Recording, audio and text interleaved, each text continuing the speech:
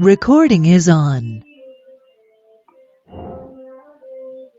Ok. Então, caso vocês não estão me escutando algo assim, só falar no áudio, por favor.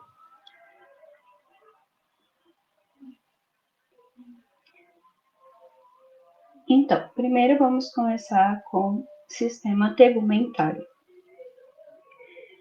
A gente estuda o sistema tegumentário dividindo em piel e anexos cutâneos. Que anexos cutâneos seriam esses? A glândula sebácea, folículos pilosos. Ademais, também temos terminações nervosas e nossas glândulas sudoríparas. Primeiro, como que eu vou fazer para dividir a pele? Primeiro, lhamo de pele fina e pele gruesa. Como eu tinha havido hablado, folículo piloso, glândulas sebáceas, sudoríparas, unhas e ademais terminações nervosas. Unhas não cai na prática, nunca caiu, provavelmente não vai cair também. Bueno, a pele tem 3 capas ou estratos, que é a epidermis, dermis e ademais a hipodermis, que também pode ser chamada de tecido subcutâneo.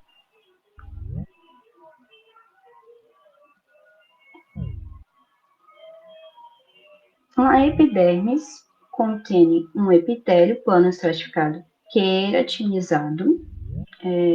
Falando em embriologia, vai derivar do ectodermo. Então, o que eu tenho que saber primeiro é o epitélio, que é epitélio plano estratificado queratinizado ou epitélio plano estratificado com queratina. Sobre mais de funções de pele, isso cai mais na teoria, que serve como barreira mecânica. Recording is on. Produz informação imunitária, também é importante para a homeostase, para ter a termorregulação. E é isso. Bom, vamos para o primeiro extrato ou capa. Para mim, eu prefiro conhecer como capa, porque nos outros, em uma epidermis, temos os extratos, para não confundir. A epidermis é constituída pelo epitélio plano certificado com queratina, não se ouvidem disso, e por sua vez vai se subdividir em extrato basal, extrato espinoso, extrato granuloso, extrato lúcido, extrato córneo. Aqui eu tenho 5 capas. E qual pele, como ela se divide em pele fina e pele grossa, eu estou falando aqui, é da pele gruesa. La pele fina tiene solamente 4 capas, pois o extrato lúcido na pele fina não tem. Então, a primeira diferença que vemos em uma pele fina é que não tem extrato lúcido e na pele gruesa sim. E por demais, a diferença se encontra no último extrato, que é o córneo. Vamos estudar primeiro os extratos para a gente poder diferenciar. Primeiro extrato que vemos é o extrato basal ou germinativo. Acá se encontra as células madres e as células madres hacen a regeneração de células funcionais para determinado órgão. Acá, como é a pele, elas das células que são de maior importância e funcionalidade são os queratinocitos, que é nossa célula funcional. Então, as células madres vão generar novas células chamadas queratinocitos e, por divisão mitótica, vão generar para cada extrato um tipo de queratinocito. Por vez, como vocês podem ver aqui, tem essa coloraçãozinha amarronzada. O que é isso? No extrato basal se encontra outra célula chamada de melanocitos. Esses melanocitos vão produzir melanina, no qual a melanina dá nuestra coloração da cor da pele. É muito difícil marcar os melanocitos, assim, se identificar a célula para os melanocitos é difícil. Ainda não lembro de ter caído. Mas geralmente os melanocitos são esses, é porque eles ficam muito junto dos queratinocitos das células madres basais, então a identificação fica difícil. Porém, teoria é importante saber também. Se me pergunta de onde se encontram as células chamadas melanocitos, se encontra no extrato basal, ou também podemos chamar de extrato germinativo.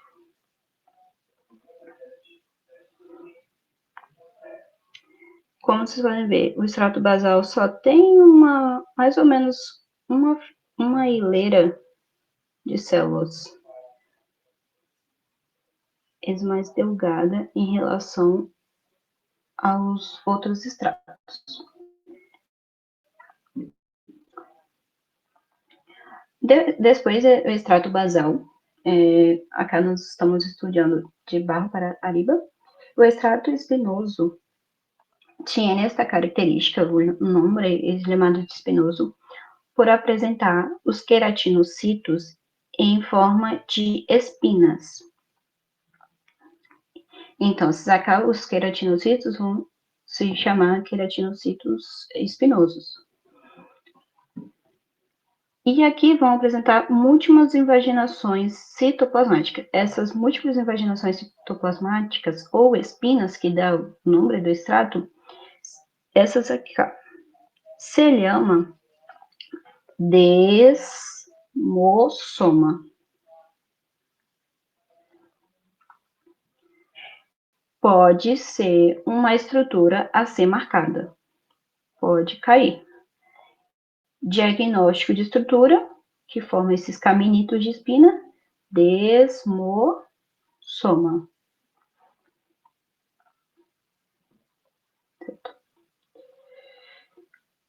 Outro extrato, esse é o extrato granuloso. A capa mais superficial da porção queratinizada da epidermis, esse extrato tinha uma ou três células de espessor. Acá, os queratinocitos vão apresentar muitos grânulos de querato e hialina. Por isso, o nome do extrato é extrato granuloso, por apresentar muitos grânulos.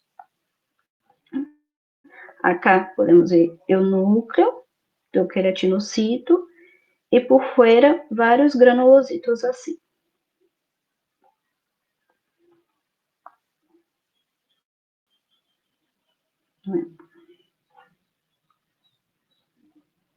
Extrato córneo e extrato lúcido. Como eu havia falado, na pele grossa encontramos um extrato a mais, que chamamos de extrato lúcido. Acá ocorre uma transição brusca entre as células nucleadas, do extrato granuloso e anucleadas, e vão dar a origem ao extrato córneo. Acá no extrato córneo temos queratina, dando a característica para o nosso epitélio.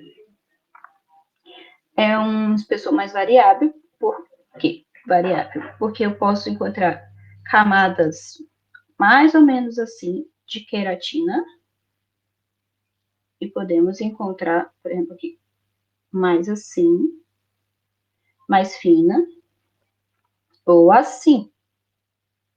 O espessor depende de qual pele que estamos falando. Acá é muito maior do que acá. Bueno.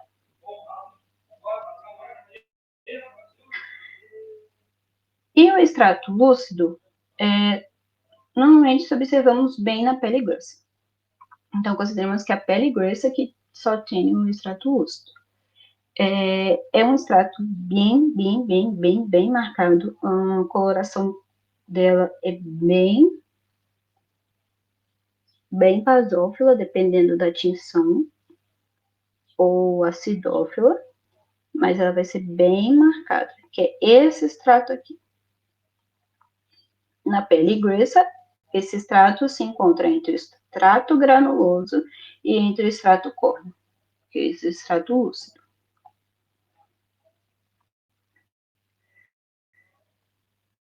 Então, tenho que identificar pele fina e pele gruesa. Se me pergunta diagnóstico de órgão, eu tenho que falar se é pele fina ou pele gruesa. Não se olvidar pela característica.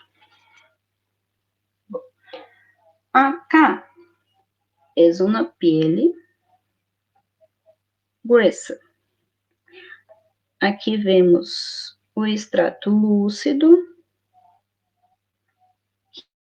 Então, pode ser marcado. Aliás, todos os extratos podem ser marcados. Então, diagnóstico de estrutura, diagnóstico de extrato, todos eles podem ser marcados. Tá? Isso aqui é importante para teoria, que são os tipos de células que encontramos na epiderme, queratinocitos, que é em cerca de 85%, os melanocitos, que encontramos no extrato basal, sim?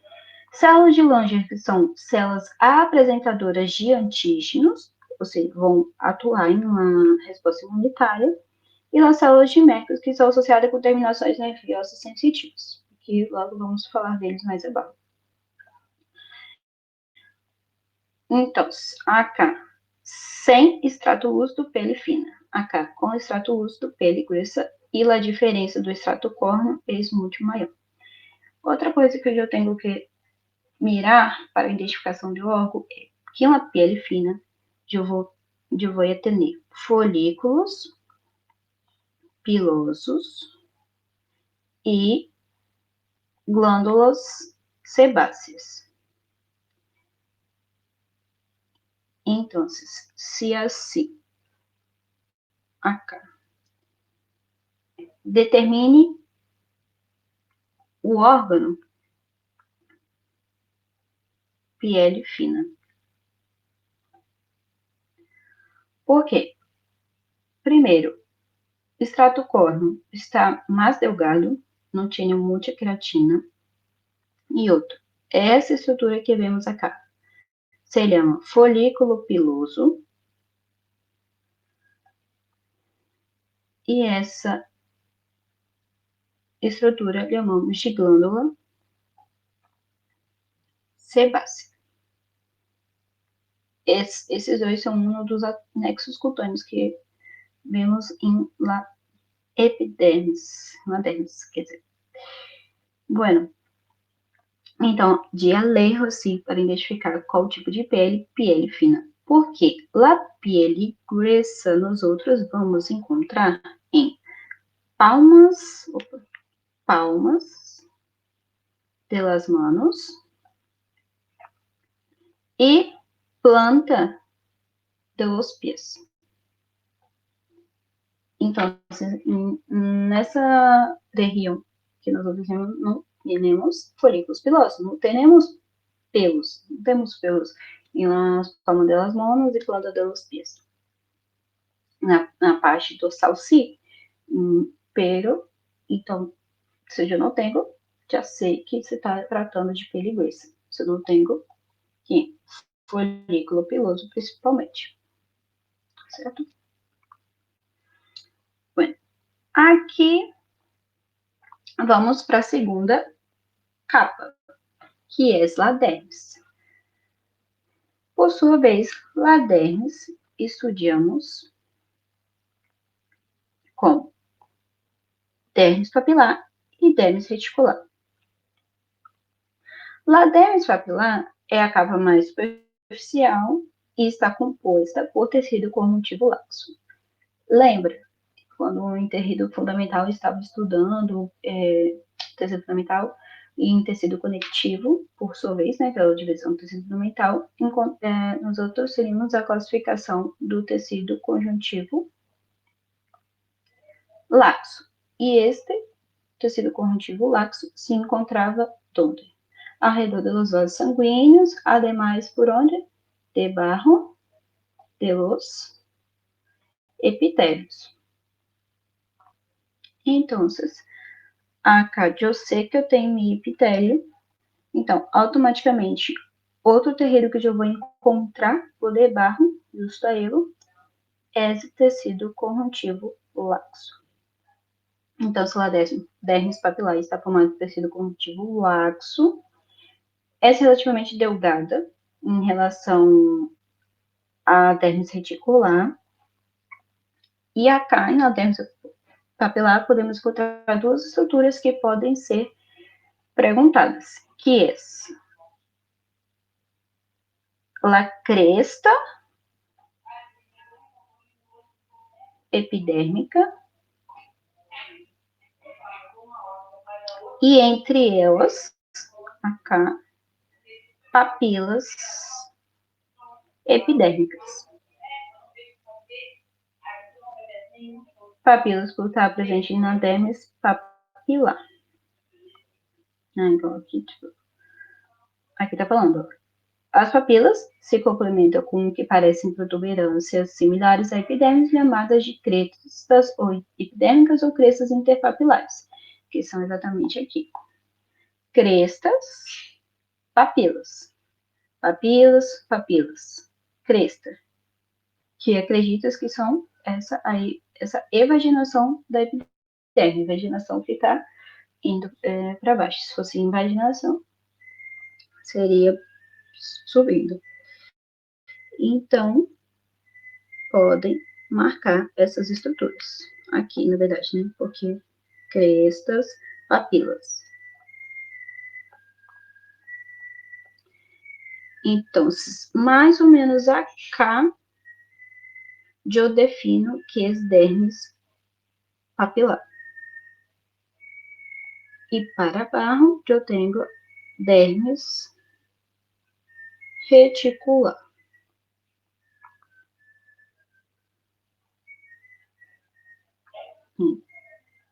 Que é mais delgada. Dermis reticular é profunda em relação à dermis papilar, bastante mais gruesa e contém menos células que a dermis papilar. Por que menos células? Porque acá nós outros temos tecido conjuntivo denso e irregular.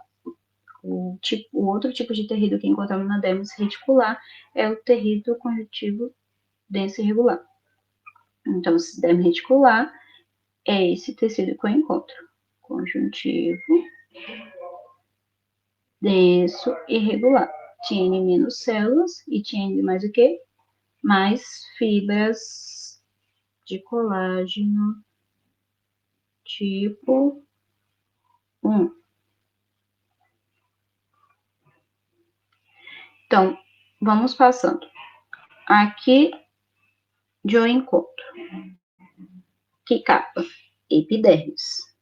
Capas de la pele. Não, todavia, não é estratos de la epidermis. Acá, dermis, qual dermis? Dermis papilar. Acá, dermis reticular. E por último, a última capa que temos da pele é a hipodermis. A hipodermis tem muitas características de possuir o quê? Tecido adiposo. Muitos tecido adiposo. Certo? Então, diagnóstico de capa, epidermis. Se marca tudinho, mesmo aqui, meu Deus. Se marca tudinho, hasta cá. Dermis, somente dermis. Se marca cá, hipodermis.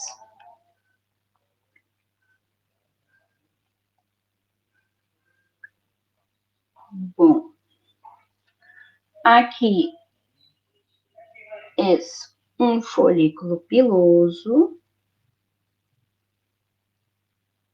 e aqui uma glândula sebácea. Eu vou ser uma pergunta. Diagnóstico de órgão. O que vocês me respondem?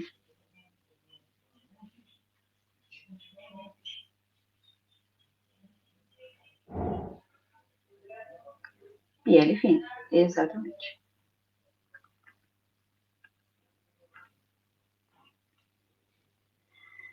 Acá, como eu já havia hablado, o extrato lúcido, dependendo da coloração, pode ser bem marcado por uma coloração acidófila ou uma coloração basófila, como estava aqui. Ó, basófilo, está bem marcado esse extrato. Então, outra pergunta, de onde encontramos o extrato lúcido?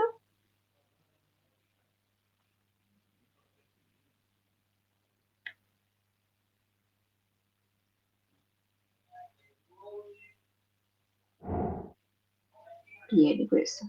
Correto. Como se subdivide la dermis?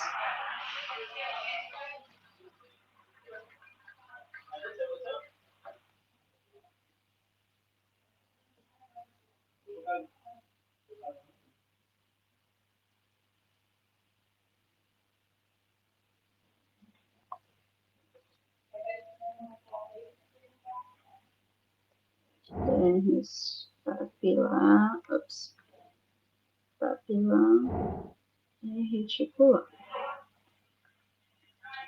Muito bem, muito bem.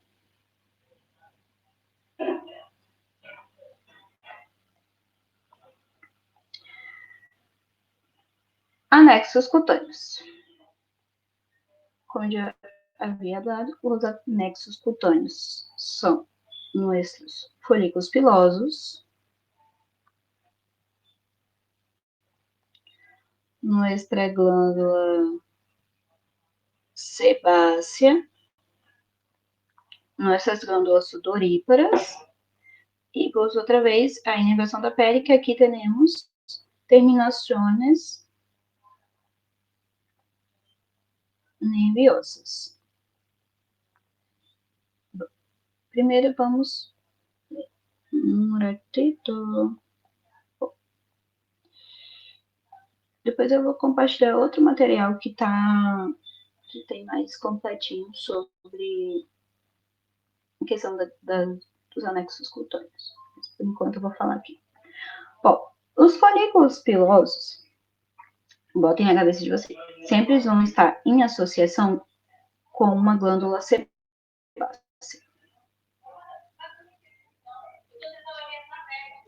Qual é a função dos folículos pilosos? Generar nossos pelos, que vão se ubicar em nossa epidermis, certo? Aqueles folículos pilosos estão associados com esta linda glândula, que podemos fazer perguntas sobre ela. Morfologia, mecanismo de secreção, tipo de glândula, histologicamente, diagnosticar célula. Então, vamos por parte. Essa parte aqui é minha porção escritora, certo? Onde não veio células, porção escritora. Onde veio mais células, é a porção secretora. E o que a glândula sebácea secreta? Sebo. E secreta sebo a partir de quem? De los sebocitos. Então, a célula da glândula sebácea se chama sebocitos, porque secreta sebo. Qual é a morfologia da glândula sebácea? Quem se recorda?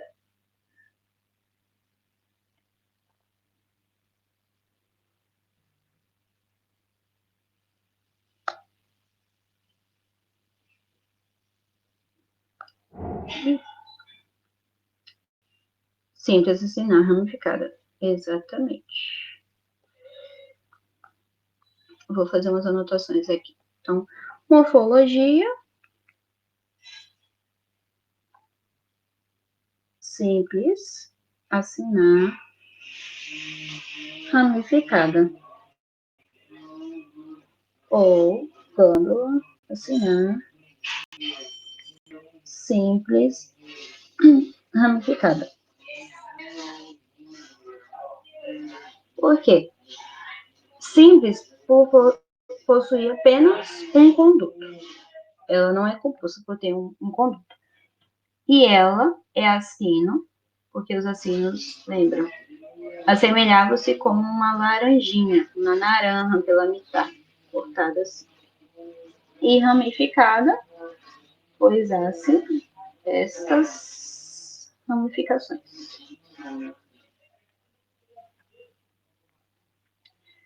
Mecanismo de secreção. Mecanismo de secreção, lembra, temos holócrina, apócrina, merócrina. De la glândula sebácea, o mecanismo é holócrina. Histologicamente, como podemos classificar? Histologicamente, podemos classificar em endócrina e exócrina. Qual é a classificação da glândula sebácea histologicamente? Exócrina, porque o produto AK não é uma hormona, e sim um sebo.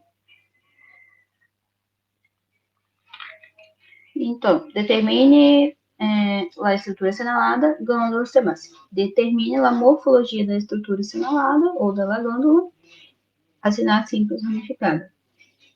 Diagnóstico de célula, sebocitos. Histologicamente, exócrina. E mecanismo de secreção, holócrina. Certo? Do folículo piloso, só vai se perguntar diagnóstico de estrutura mesmo. Tá? Folículo piloso. Bueno. Glândulas sudoríparas. As glândulas sudoríparas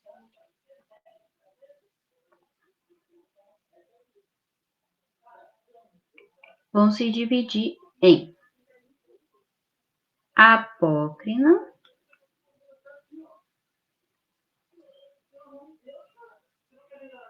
e écrina.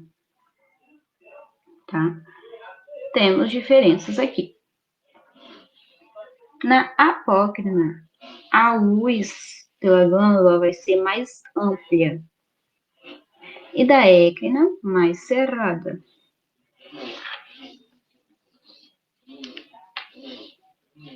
Então, para primeiro conhecimento, as glândulas sudoríparas apócrinas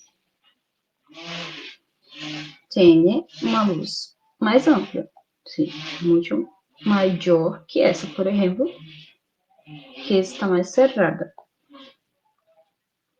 Tudo isso aqui são glândulas apócrinas. O que mais? Também está associado a um folículo piloso. Então, se está associado a um folículo piloso, podemos deduzir que encontramos glândulas apócrinas em que tipo de pele?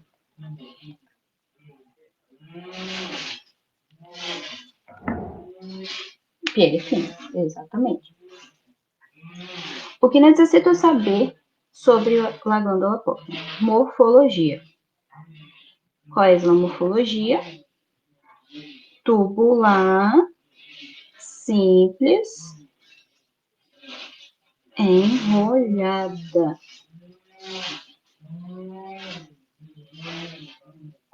E da écrina, mesma morfologia. Tubulares, simples, enrolhada.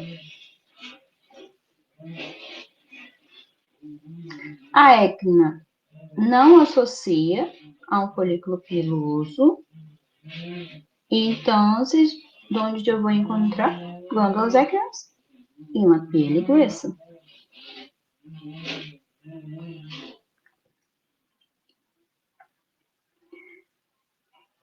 Acá, os condutos das glândulas, por exemplo, os condutos das glândulas possuem um epitélio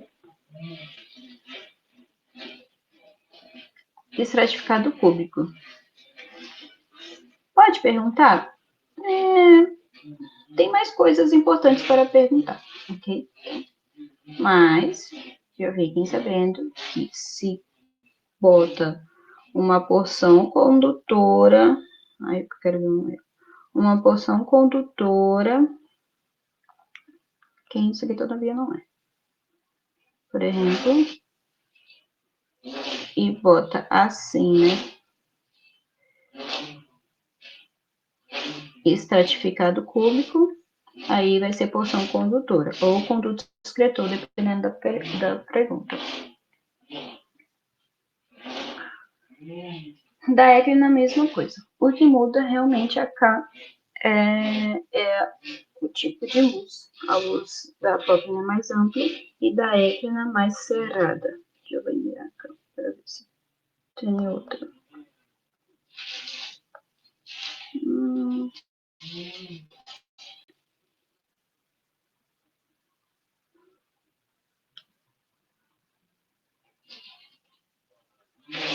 Bom, depois na reta tem uma glândula suprarrenal écrina.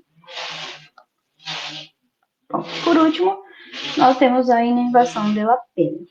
As inervações da pele estão devido a terminações nervosas, que aí temos terminações nervosas livres, que está associada ao dolor, corpúsculo de Krause, que age em tempo de frio, os corpúsculos de Pacini, de Meissner e de Ruffini. Na prática, o que sempre saiu é o corpúsculo de Pacini e o corpúsculo de Meissner, que eles são mais visíveis. Então, eu tenho que saber função dele e identificar mais ou menos onde se ubica para maior compreensão. Os corpúsculos de Pacini têm função de quê? Tem função de identificar câmbios de pressão e vibrações sobre a pele.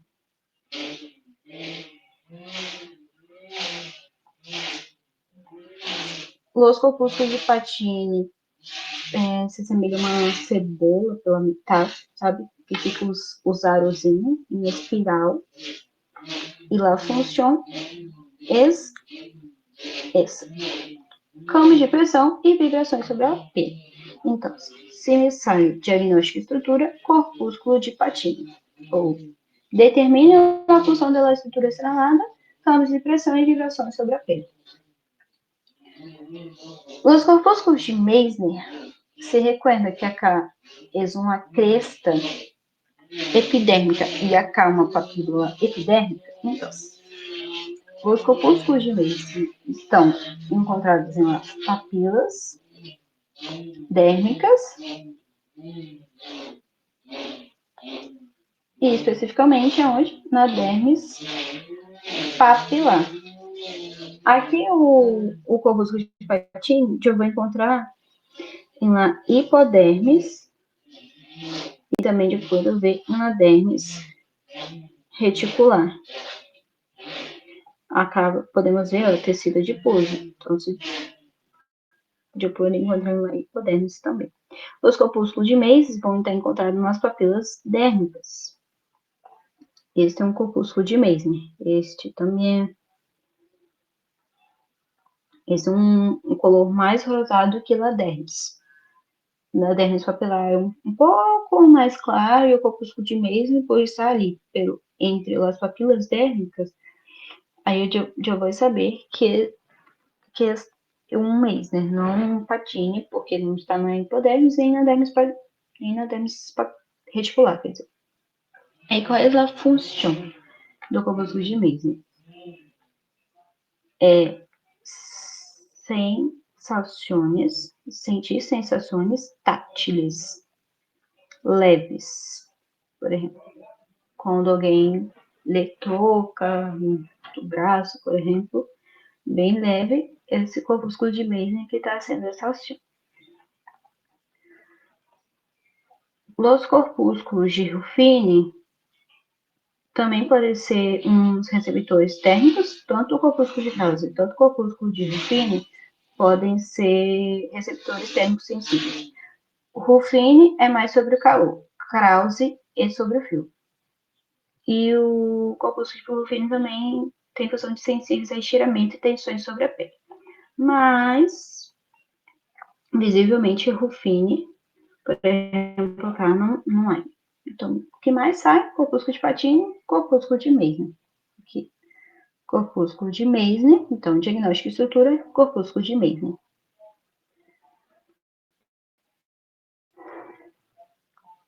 E, por último, nossa hipodermis. Hipodermis, sobretudo, está caracterizada por ter múltiplo tecido adiposo. Também tem tecido conjuntivo denso irregular, pela abundância de tecido adiposo. Está mais profundo. E é isso. Unhas não caem.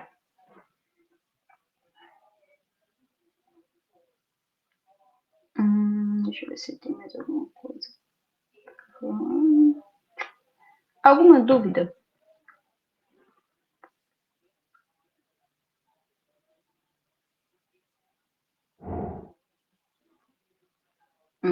Tá, então, sobre tegumentário, não, né? Então, vamos para o sistema nervoso.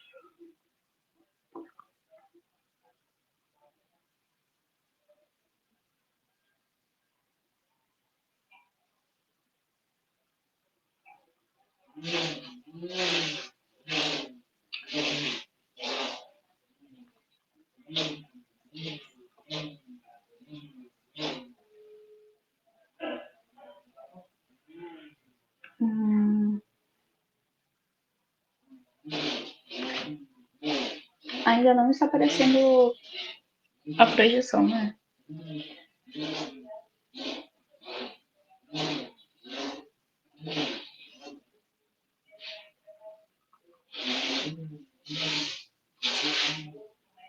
Bueno, sistema nervoso. No começo do ano, os cientistas estudaram sobre o território nervioso, porém, todavia, não reconhecemos os órgãos. Acá, nós vamos estudar, além do território nervioso, os órgãos. Bueno, sistema nervoso, se classificação anatômica, se divide em sistema nervoso central e sistema nervoso periférico. Por sua vez, funcional vai se dividir em sistema nervoso somático e autônomo. O autônomo se divide em simpático e parasimpático.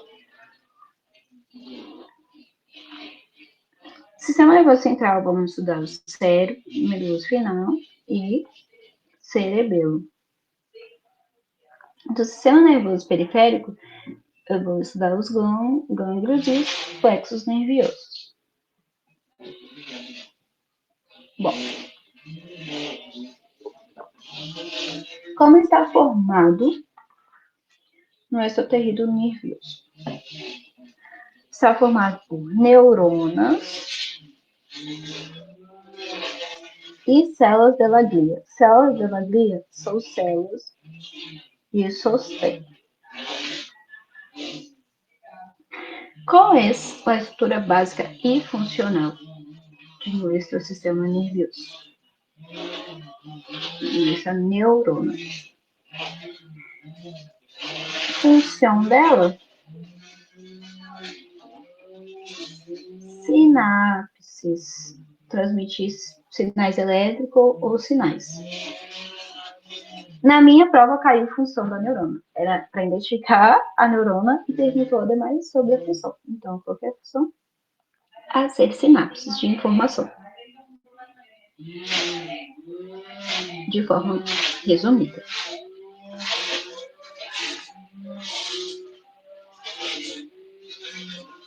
Lá na neurona, estudamos que tem uma soma ou um corpo neuronal,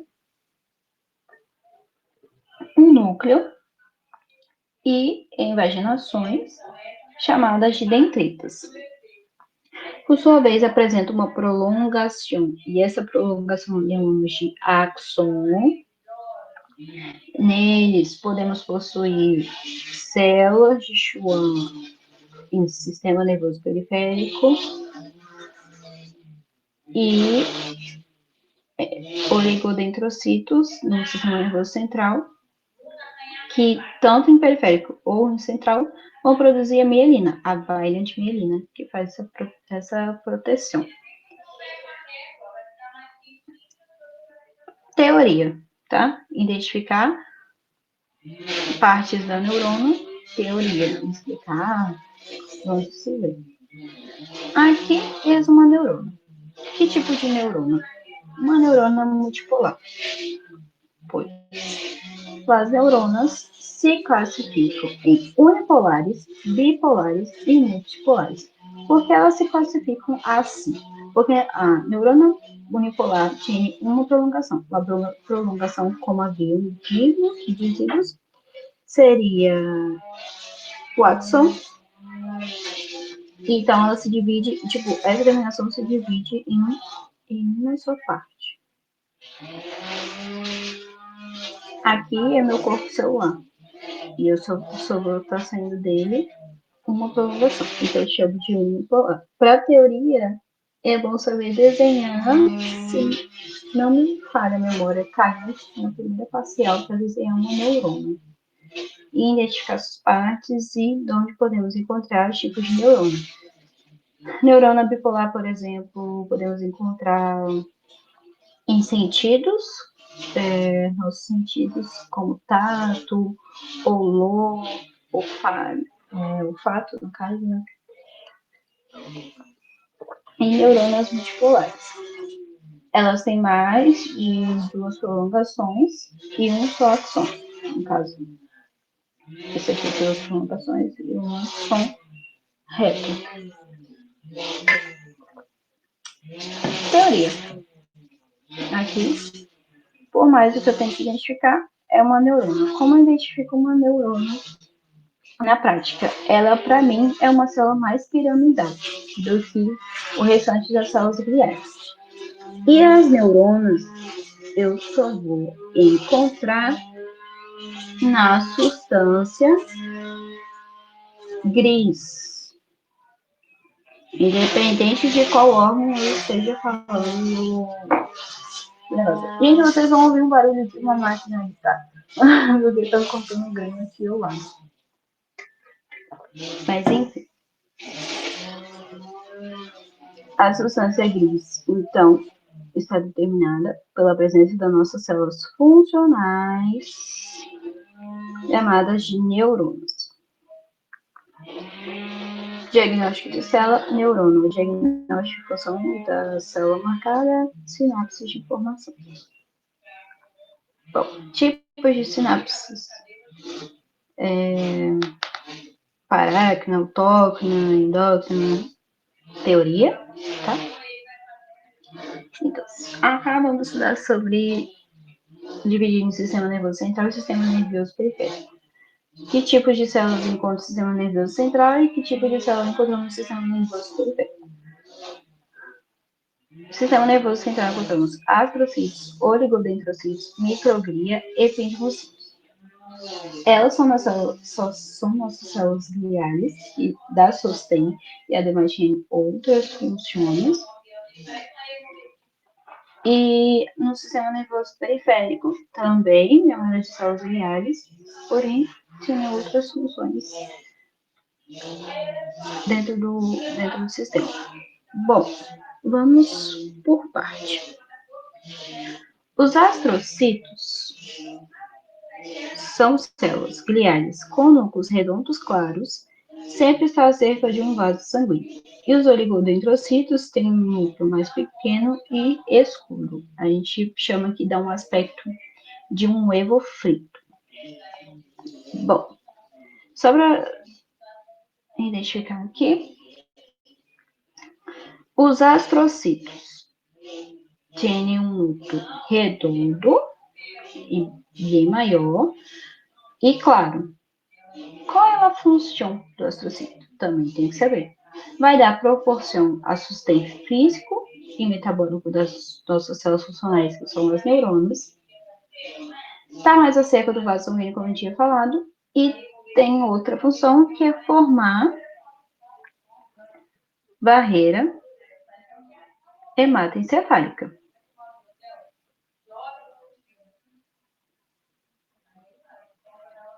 Certo? Pode cair para identificar diagnóstico de célula.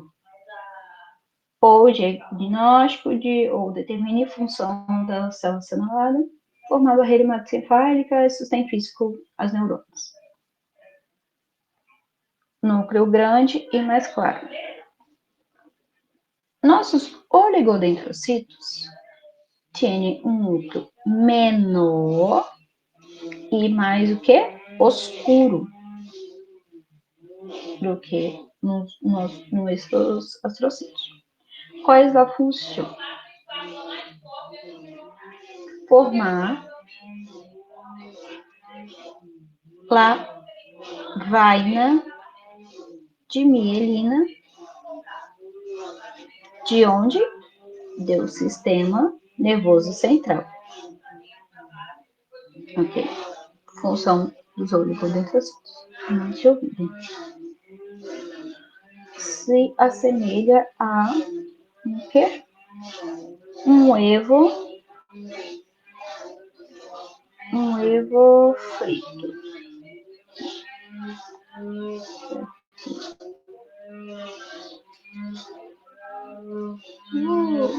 Assim. Ué. Que outras células gliais podemos encontrar no nosso sistema nervoso central? Podemos encontrar, deixa eu ver aqui, onde ela está, essas células. Microglia. Elas têm os núcleos alargados, por isso tem esse formatinho, e desenvolve a função de fagocitose. As microglias são macrófagos de nosso sistema nervoso central. Tá? Ela se origina a partir de células progenitoras, de granulocitos, mas são muito difíceis de ver, sim, na substância gris. Mas, se sair uma célula achatadinha assim, é microglia. Não tem outra coisa que pode se assemelhar. E por último, que não está aqui,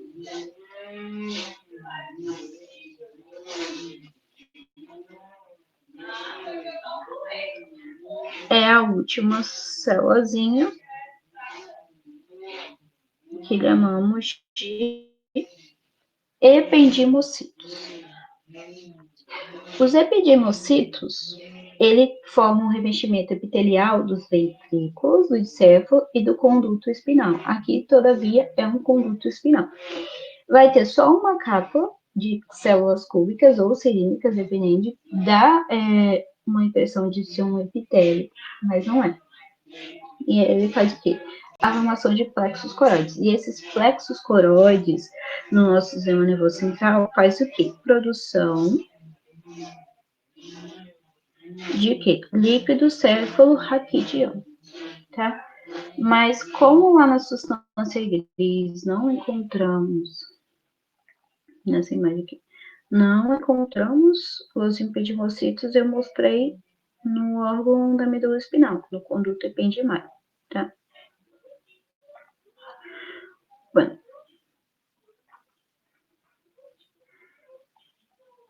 Dividimos o cérebro, sobretudo falando do órgão, em substância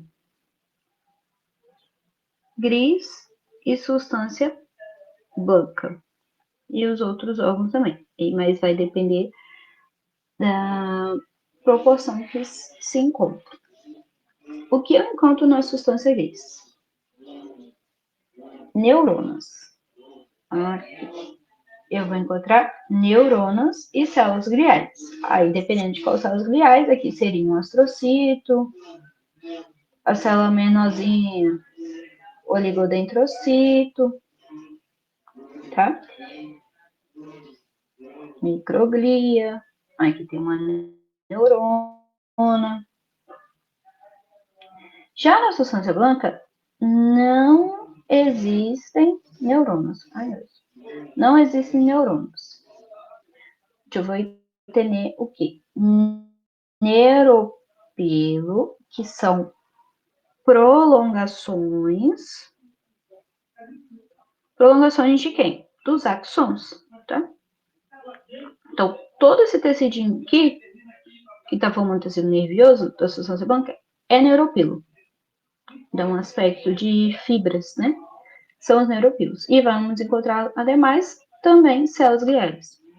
Astrocitos, oligodendrocitos, microglia, epidemocitos. Substância gris, neurônio. Não se olvidar disso. Então, se eu tenho colocar neurônios e me sai a seguinte pergunta: diagnóstico de porção ou diagnóstico de substância? Eu vou responder que eu estou vendo neurônio, substância gris. Diagnóstico de estrutura, substância gris. Se está circulado a neurona, e diagnóstico de estrutura é neurona, tá? Só para não confundir. Que vejo muita neurona, então vou falando de que? Substância gris. De novo, substância gris.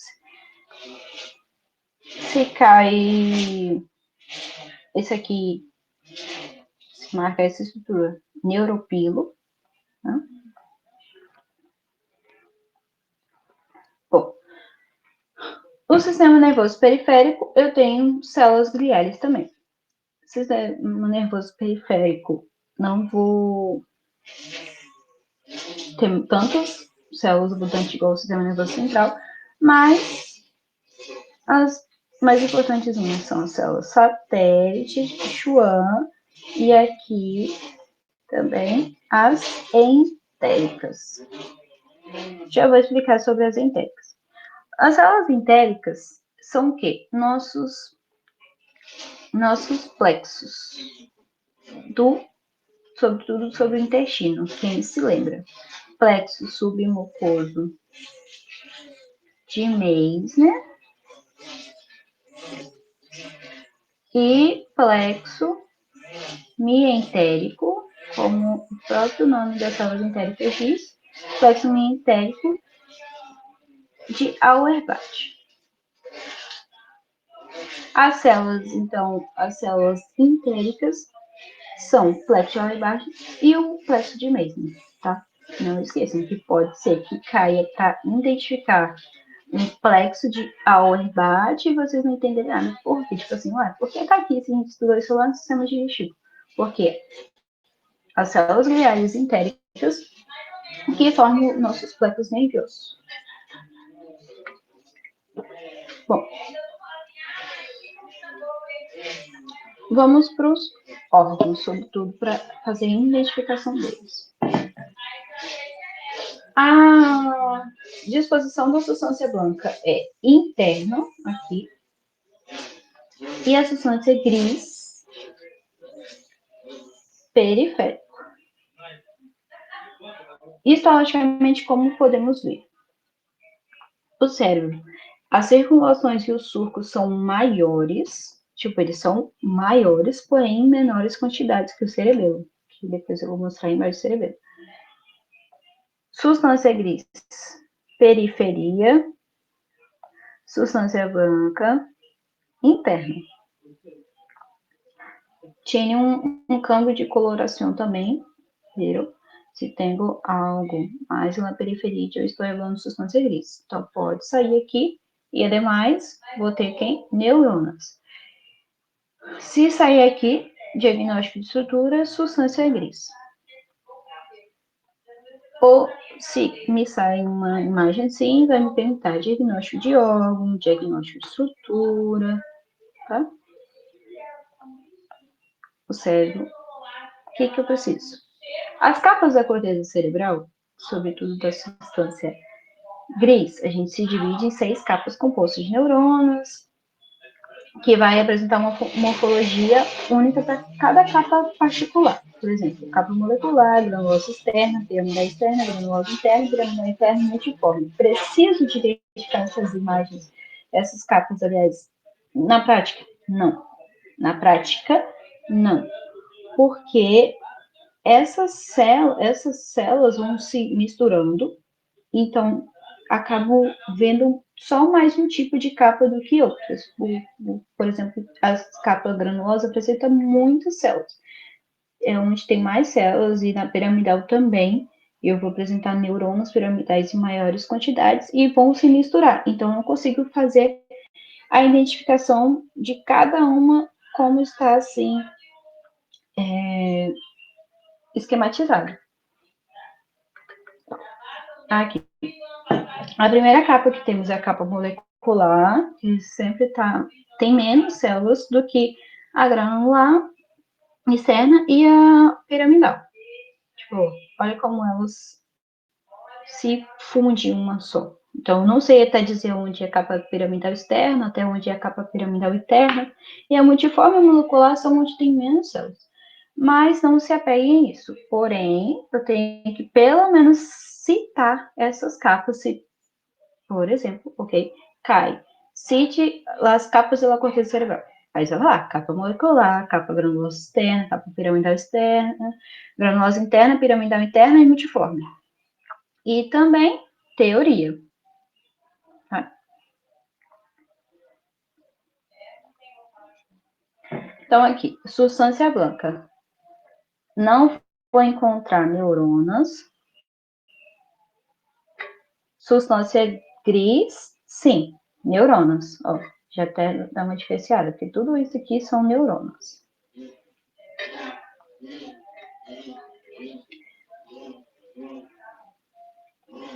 Bom, cerebelo. Como o cérebro, as circunvalações são maiores, porém menores quantidades de surcos do que do cerebelo, aqui a gente vai diferenciar assim. Tem muito mais surcos, sabe? Que são essas invaginações assim. E são, no caso aqui, em questão de tamanho do cérebro, é maior a circulação. Do cerebelo já é menorzinha, porém muito mais surcos, sabe? Mais invaginações. Bom, cerebelo eu vou ver exatamente assim.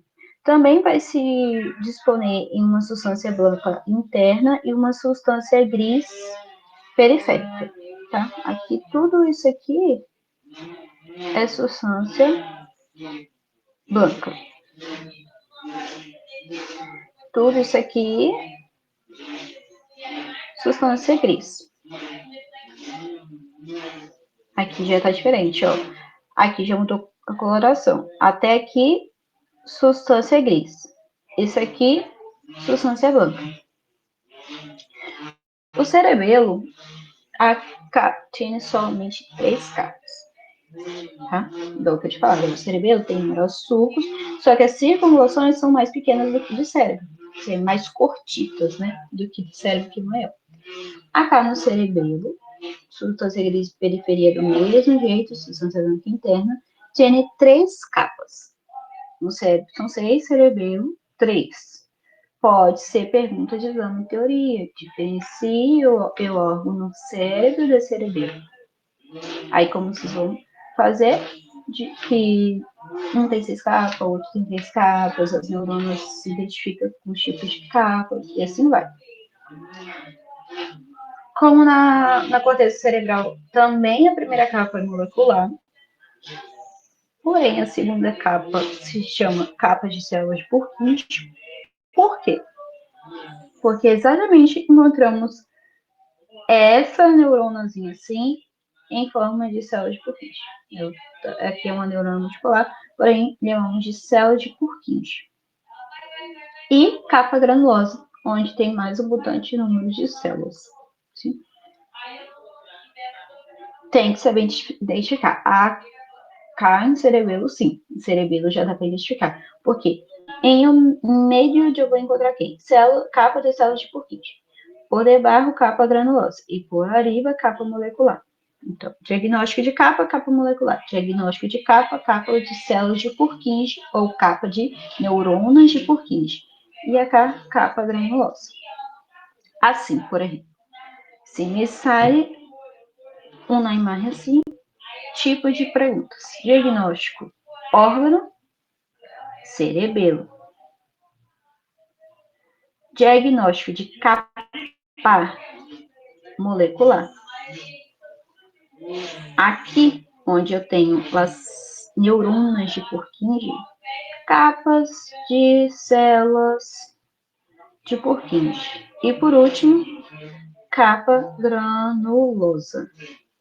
E aqui, substância branca. Daqui até aqui, substância gris. Tá? Aqui é a nossa meninge.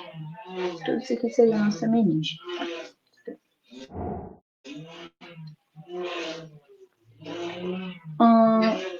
Função? Não.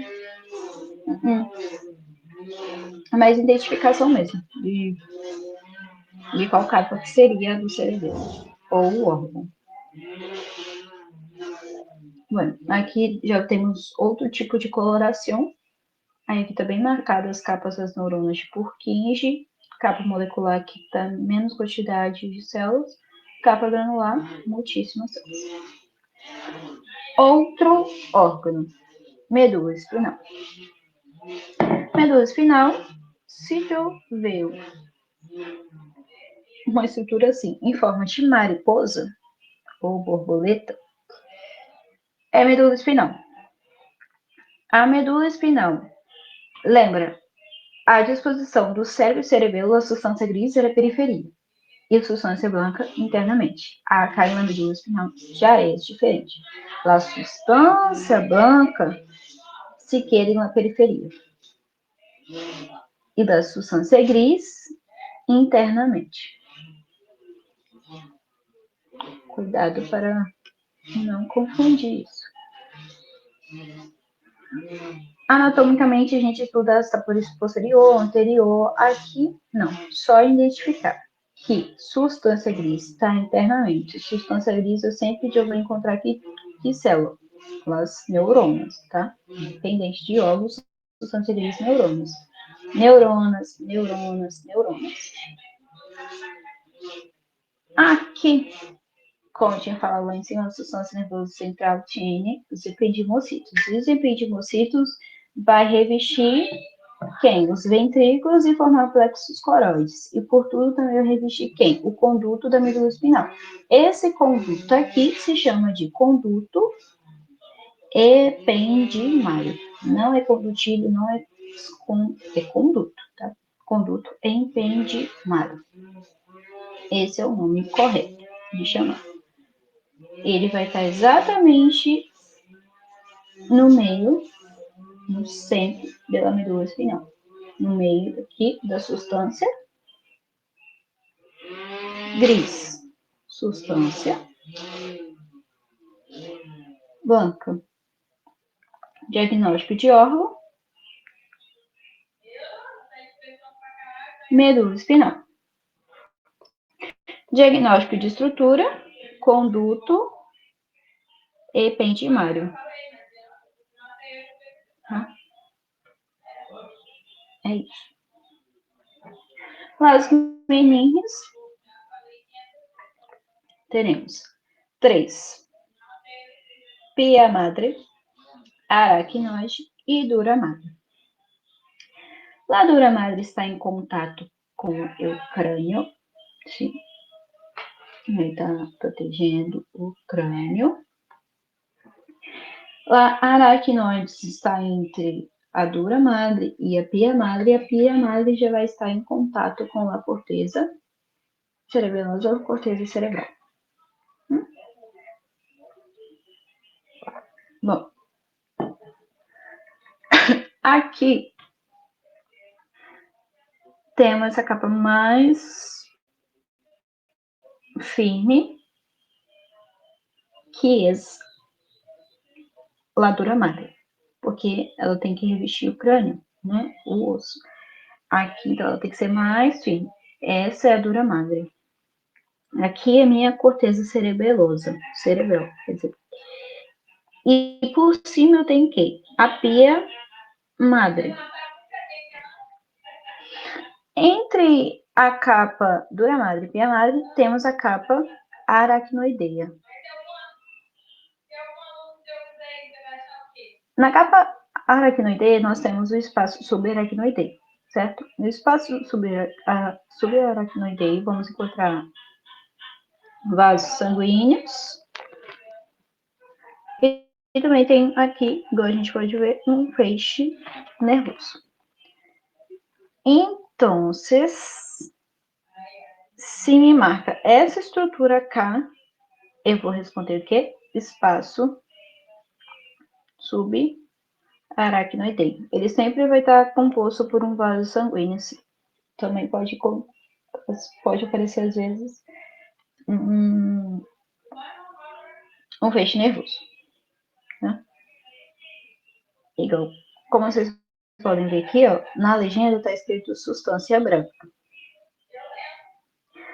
Se a substância branca está na periferia, eu estou falando de quem? Medula espinal. Então, provavelmente, aqui seria uma medula espinal e foi registrado as meninges dessa forma, sobretudo em cima da medula espinal. Mas a gente tem meninge protegendo cérebro, cerebelo, medula e ademais. Mas assim é que eu vou ver capa aracnoideia, o espaço aracnoideio. E a gente sempre tem aqui um vaso sanguíneo. Aqui, por exemplo, já é um córtex cerebral, tá vendo? Por cima, pregadinho da corteza, de alguma corteza, a gente vai ser sempre a pia madre. Costuma sair mais o espaço subaracnoideio. Tá?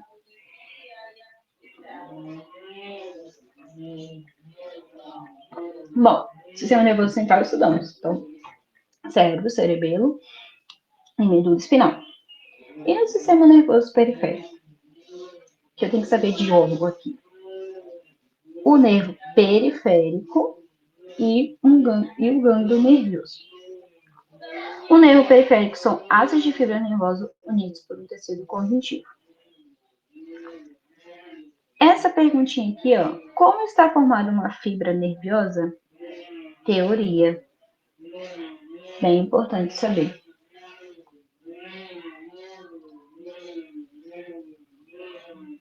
O nervo periférico, como está formado tecido conjuntivo, esse tecido conjuntivo vai ser epineuro. Tecido conjuntivo denso e irregular. Perineuro também. E endoneuro, tecido conjuntivo laxo. Por quê? Porque cada um vai revestir alguma parte do nervo periférico. Lembra na disposição do músculo? Perimísio, endomísio, mesma coisa acá. O conjunto de fascículos nervosos forma, sobretudo, o nervo periférico. Então, vamos lá. Se está tudo circulado e me pergunta diagnóstico de órgão ou estrutura, nervo periférico. tá? Agora, se me sai diagnóstico de estrutura, aqui é um fascículo nervoso, fascículo de fibras nervosas. O que cada um vai revestir? O epineuro vai revestir, sobretudo, o nervo periférico, que é mais externo. Perineuro vai revestir um fascículo nervoso. E o endoneuro vai revestir uma fibra nervosa. Vou botar aqui. Essa aqui a gente tem que saber diferenciar bem o que cada um vai revestir e o tipo de epitélio, tá? Como se for uma fibra nervosa por axon mielina, células de Schwann, teoria.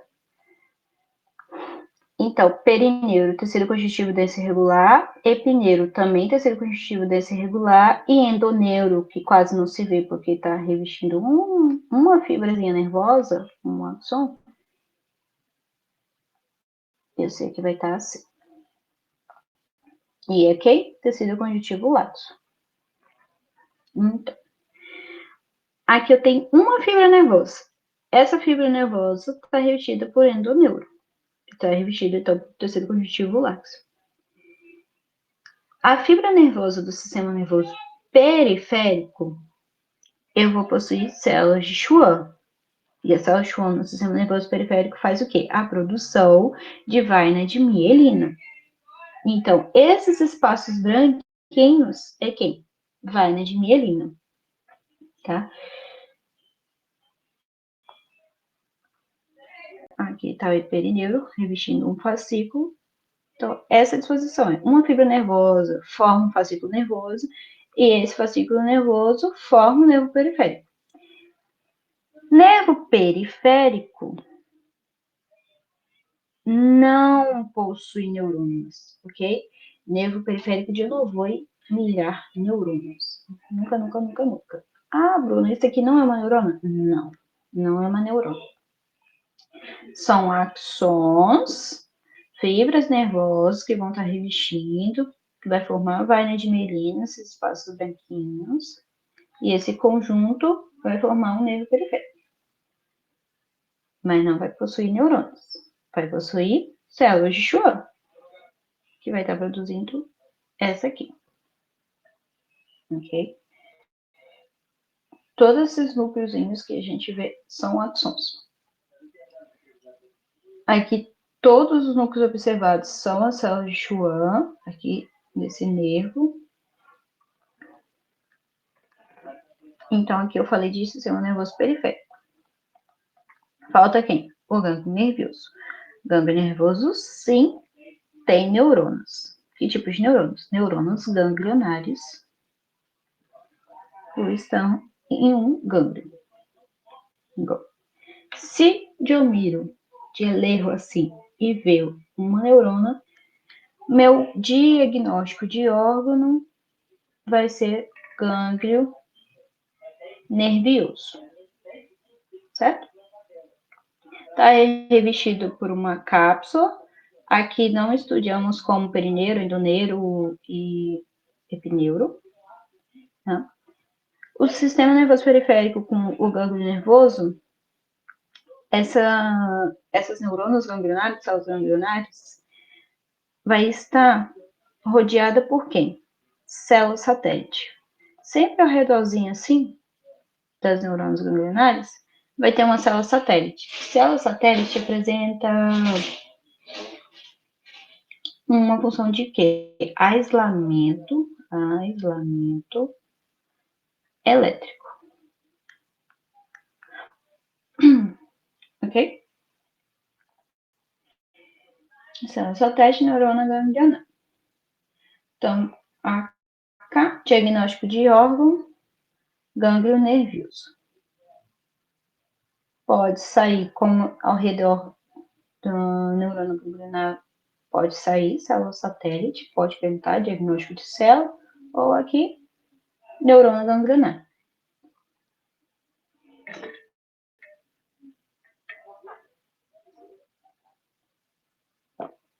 Bom, é isso. Alguma dúvida sobre essa entrega? Não é assim, tem muitas informações, mas sobretudo é mais identificação de órgão, qual célula deixa de ter no sistema nervoso central e qual deixa de ter no sistema nervoso periférico, tegumentário também, tipo, qual glândula tá onde, qual tipo de pele, estratos, capas. Para identificar extrato da epidermis, por exemplo, vai estar bem acercadinho assim. Vou ver aqui.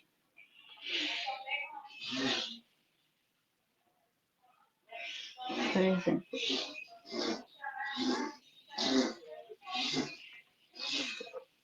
Se pede para identificar o tipo do extrato, eles vão bem aproximar assim e falam o diagnóstico de capa, o diagnóstico de extrato. Aí vocês vão falar extrato basal, porque tem uma característica especial que são esse aspecto de melanina. Ou também, se não aparecer, eu sei que aqui embaixo eu não tenho outro tipo de extrato, não tem queratinocitos. Eu tenho a dermis. Então, eu calculo que acima dessa dermis eu vou ter o extrato basal.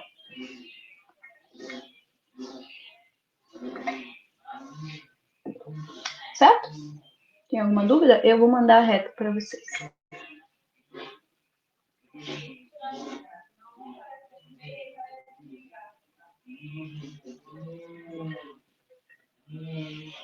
Se não tiverem mais nenhuma dúvida,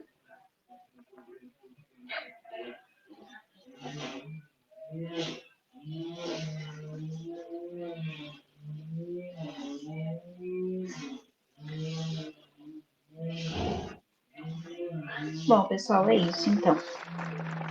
Eu vou disponibilizar retro e logo depois eu já mando o gabarito